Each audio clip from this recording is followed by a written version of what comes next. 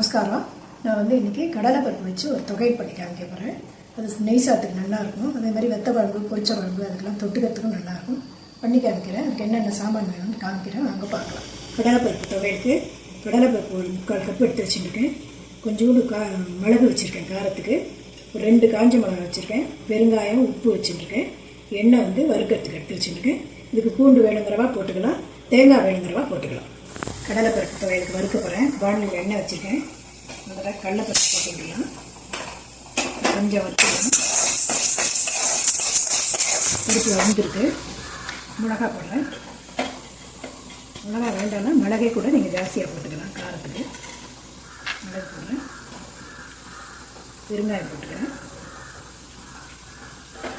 இதுக்கு தேவையான அளவு உப்பும் போட்டுக்கிறேன். 2 சுற்று வறுத்தா போதும்.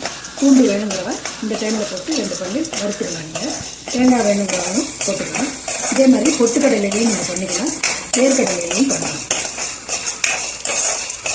பருப்பு துவையல் வறுத்தது ஆற வச்சு அரைச்சி வச்சுருக்கேன்.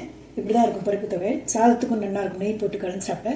வெத்த குழம்புக்கு இதை கலந்துட்டு வெத்த குழம்போ கார குழம்போ எதாக இருந்தாலும் தொட்டுன்னு சாப்பிட்டிங்கன்னா நல்லாயிருக்கும். நீங்களும் பண்ணி பாருங்கள். அடுத்த வீடியோவில் பார்க்கலாம். நன்றி.